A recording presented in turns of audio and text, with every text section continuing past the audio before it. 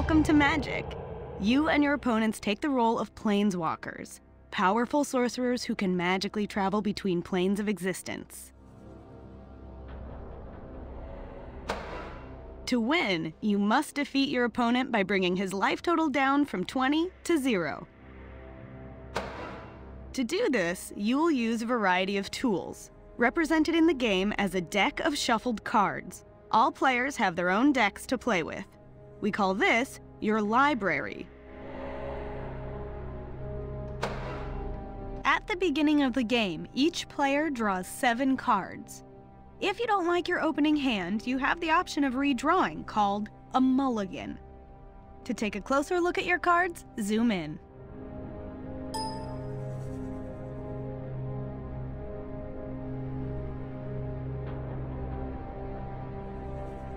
As you can see, Magic cards have many symbols and words. We'll explain what they mean as the game continues.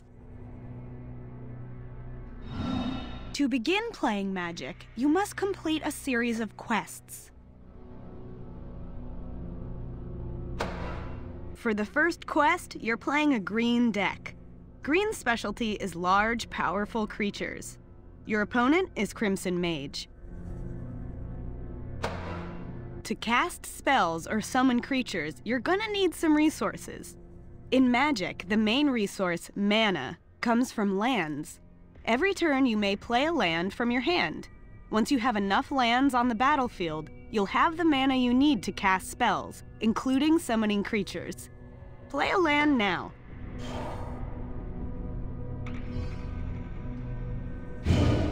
Since you don't have enough mana to cast any spells yet, we'll pass the turn to Crimson Mage.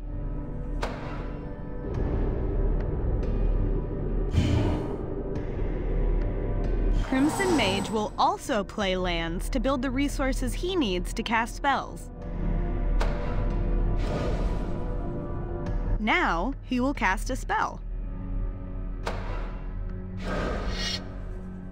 Crimson Mage has summoned a creature. Attacking with creatures, like Crazed Goblin, is the major way players defeat their opponents. On every creature card, the bottom corner displays its power and toughness.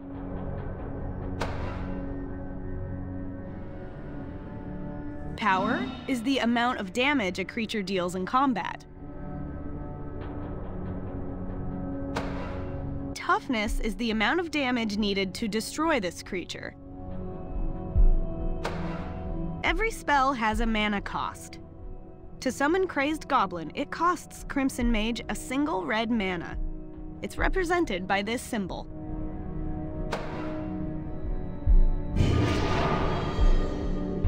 He had to use up, or tap his land, to pay to cast this spell.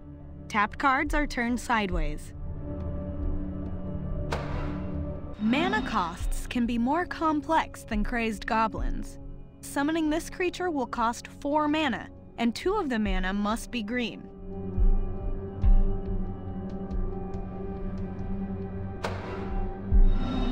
When a player gains control of a creature, it can't attack or do anything that requires tapping. This is called summoning sickness. These creatures will have a dizzy look to them.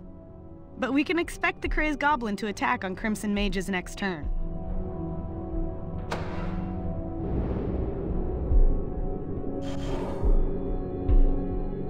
Now it's our turn. Let's summon Colonian Tusker. To cast this spell, play a second land, and then choose the creature that costs 2 green mana.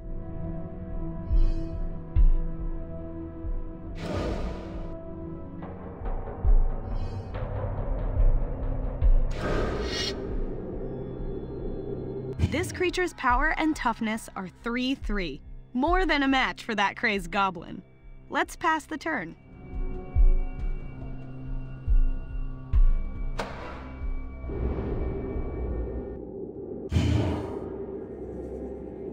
Now, Crimson Mage will play a land and then attack us with the Crazed Goblin. The Crazed Goblin has to attack because its rules say it must.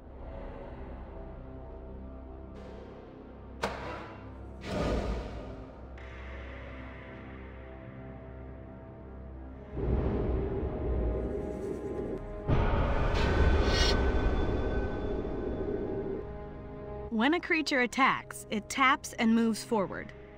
Now you have a chance to respond with creatures you want to block with. You happen to have a creature on the battlefield that will block very well.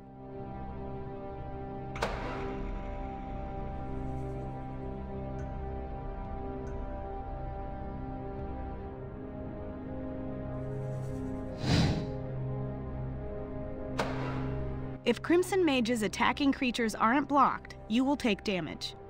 Your Colonian Tusker can keep you safe. Creatures with summoning sickness can block. Block the Crazed Goblin!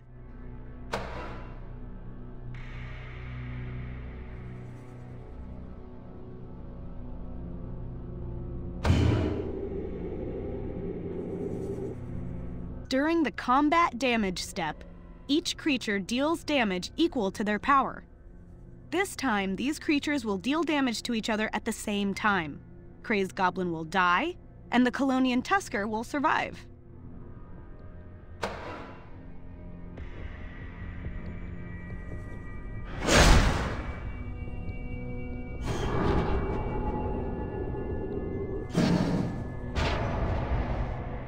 At the end of every turn, each creature heals.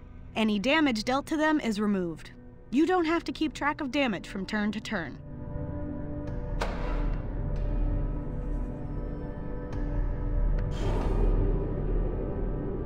Play another land.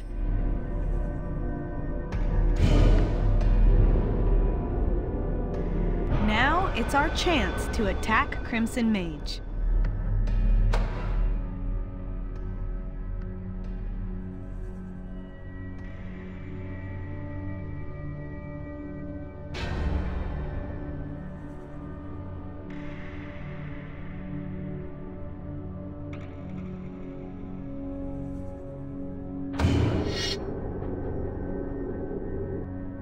Because he doesn't have any creatures to block with, Crimson Mage will take 3 points of damage.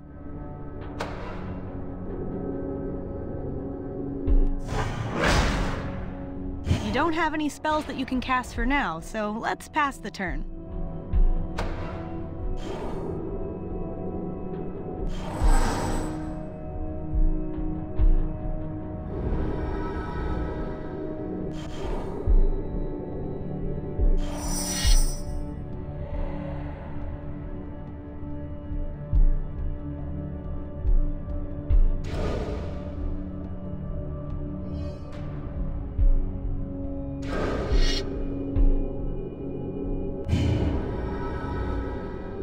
Time to attack!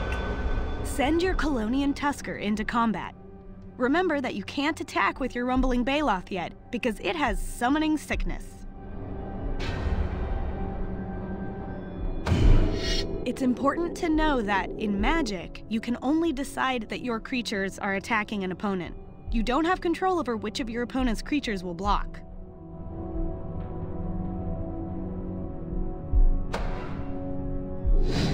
Unless the card says otherwise, blocked creatures deal all damage to the creatures that blocked them. No damage is dealt to the defending player. Blocking with small creatures to not take any damage is sometimes a good strategy.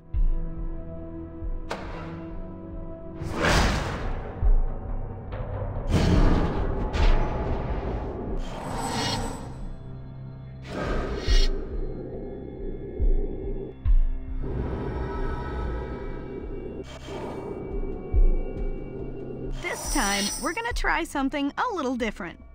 Instead of playing your land and casting a spell before combat, wait until after combat.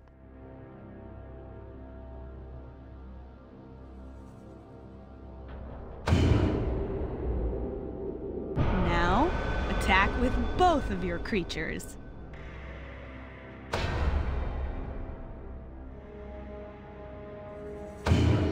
It looks like Crimson Mage has decided not to block with his Bloodrock Cyclops, so he'll take 7 damage. Awesome!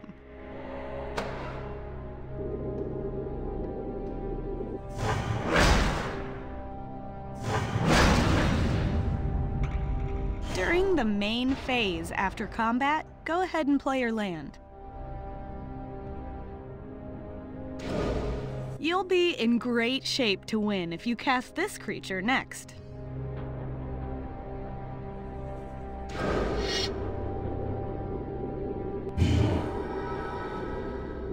Crimson Mage will play a land and attack. Things are looking good.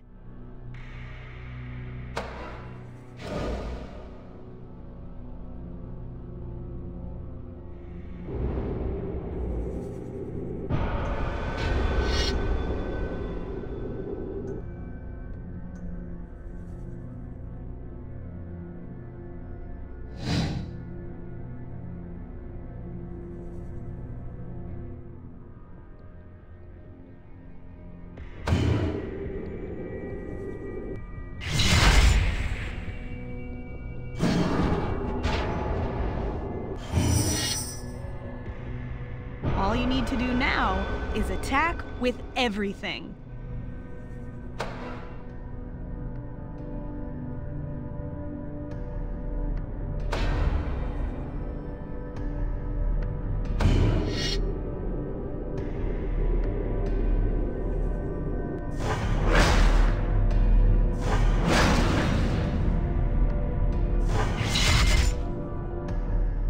In Quest 2, we'll spice up the battle with other kinds of spells.